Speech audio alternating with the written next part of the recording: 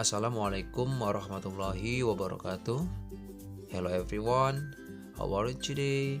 I hope all of you are always fine. Now, we are going to talk about studying capability.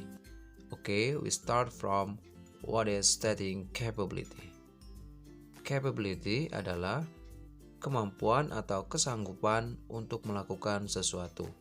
Jadi, studying capability artinya bagaimana kita mengungkapkan kalau kita bisa mengerjakan sesuatu.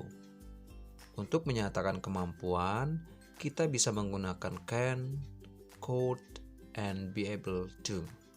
Ketiga kata ini artinya sama, yaitu bisa atau dapat. Kalau artinya sama, lalu apa perbedaannya? Perbedaannya adalah can digunakan untuk menyatakan kemampuan dalam bentuk present tense atau masa sekarang, dan could digunakan untuk menyatakan kemampuan dalam bentuk past tense atau masa lampau. Selain itu, could juga bisa digunakan untuk menyatakan kemampuan yang lebih sopan. Dan be able to itu digunakan untuk menyatakan kemampuan bisa dalam bentuk lampau, sekarang, atau masa yang akan datang. Oke, saya contohkan perbedaan ketiganya dalam kalimat.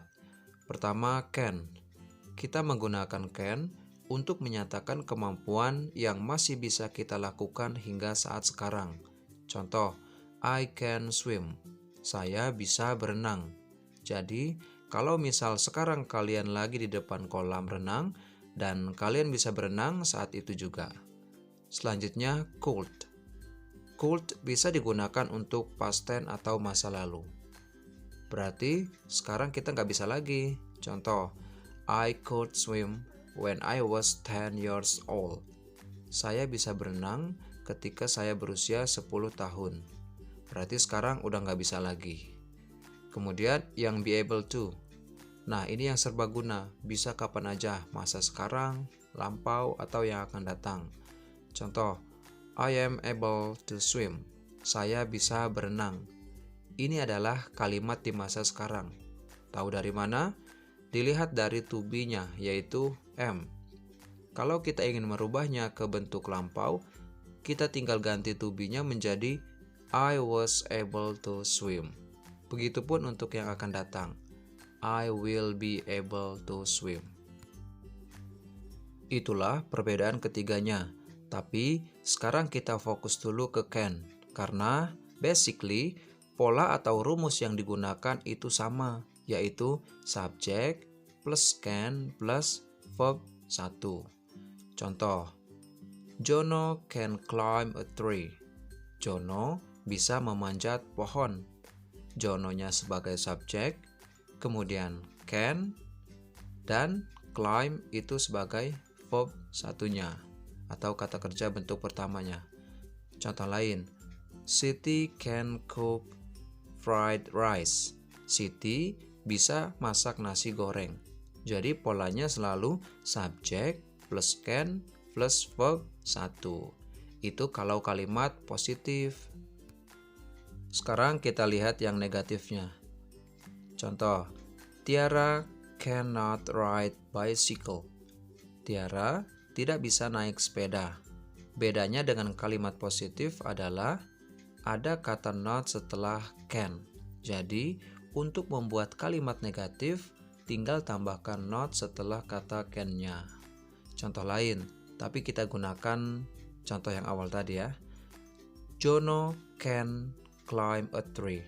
Menjadi Jono can not climb a tree. Jono tidak bisa memanjat pohon. Kemudian, cannot bisa kita singkat menjadi can't. Artinya tidak bisa. Terakhir, yaitu kalimat interrogatif atau kalimat tanya. Contohnya, can he sing a song? Dapatkah dia menyanyikan sebuah lagu? Nah, jadi untuk kalimat interrogatif, kita tukar posisinya subjek dan can-nya. Jadi yang di depan menjadi can. Contoh lain, masih kita gunakan contoh yang awal tadi. Can Jono climb a tree?